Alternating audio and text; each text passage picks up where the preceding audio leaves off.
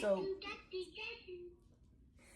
all the children decide to pop in. Except the 8-month-old, he's sleeping. hello. Hey, Mama, I have seen you cooking. How are you enjoying that? Has it been awesome?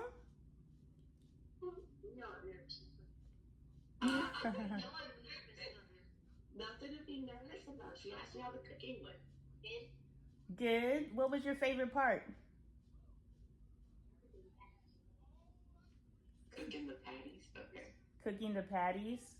That's exciting.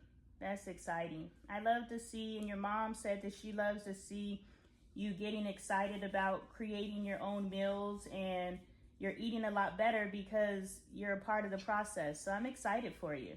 God drops in the idea, right? So when God drops in the idea, we have to make sense of it. So we're making sense of the idea that's being dropped in, and then we got to execute it, right? And so when we execute it, we don't really know what's going to happen. We're just trying something different. So the thing that we have done in the past, if we were like, it didn't work, we quit.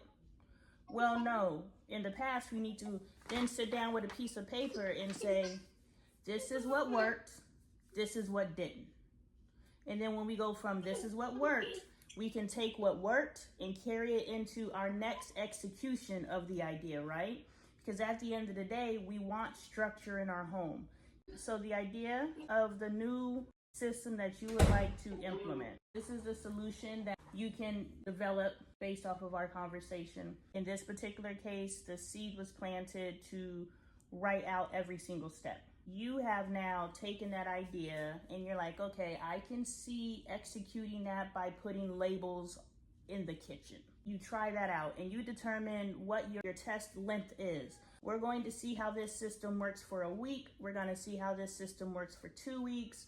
And you're going to make some corrections and enforce it, right? After that week, you take the data that you've collected, and that's just through observation, and you say, okay, this worked, this didn't work. But it is very important for you to have this particular structure in your home. Whatever the structure is you're creating by putting the labels in, maybe people knowing where things are, people putting things away correctly. Whatever the reasons why you did that, that is what you're observing to see if this is transpiring. If people are still just throwing things everywhere, then where's the failure in that?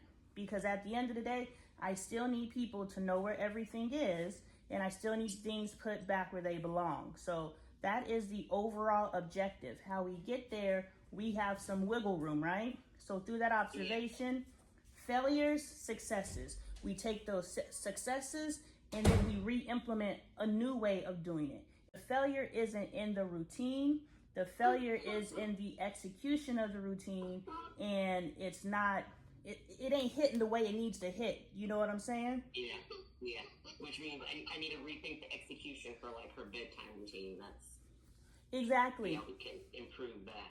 Yeah, like there's a list on my walls. My daughter put a list up. She's in it. It says something to the effect, before you can watch TV or before you can do any of these different things, your teeth need to be brushed, your face needs to be washed, the house needs to be cleaned, And she has it taped on the wall. She had it taped in 3 different places on the walls.